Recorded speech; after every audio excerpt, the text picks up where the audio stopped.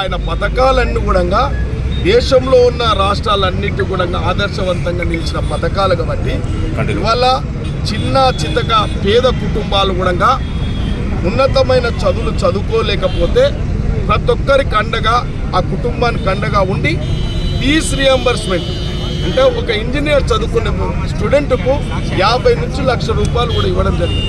ఒక ఎంబీబీఎస్ చదువుకున్న పిల్లగానికి 5 నుంచి 10 లక్షలు కూడా ఇవ్వడం జరిగింది. అంటే పేదవాళ్ళకు కూడా ఒక ఉన్నత వర్గాలు ఏ విధంగా నాణ్యత గల విద్యను ఎట్లయితే అభ్యసిస్తారో పేదల్లో కూడా అండగా నిలబడాలని చెప్పి కూడా ఆ రోజు రాజశేఖర రెడ్డి గారు పరిపాలనతో ఫీజ్ రియంబర్స్మెంట్ వల్ల మైనార్టీలో కూడా 4% తేవడం.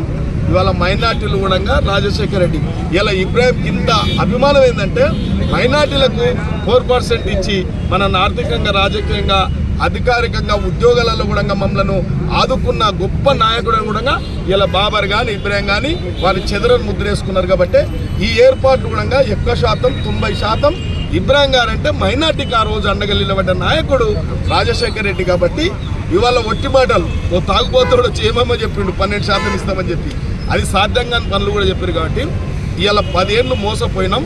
ఇవాళ రాజశేఖర రెడ్డి యొక్క అడుగుజాడల్లో ప్రతి కాంగ్రెస్ కార్యకర్త ప్రతి నాయకుడు ఇప్పుడు రేవంత్ రెడ్డి గారు కూడా తాను రాజశేఖర రెడ్డి అడుగుజాడల్లో రాజశేఖర్ ప్రజలు మెచ్చిన నాయకత్వం ఏ విధంగా ఉండనో ఇవాళ రాష్ట్ర ముఖ్యమంత్రి వర్యులు రేవంత్ రెడ్డి గారు కూడా తన రాజశేఖర రెడ్డి యొక్క ఆశయ సాధనకు అనుకోండి రాజశేఖర రెడ్డి ఆశించిన పరిపాలన ఏ విధంగా కొనసాగించుటో రేవంత్ రెడ్డి గారు కూడా నిక్కచ్చిగా తన కుటుంబ పాలన కాదు కొందరు బట్ట కాల్చి మీదేస్తా ఉన్నారు.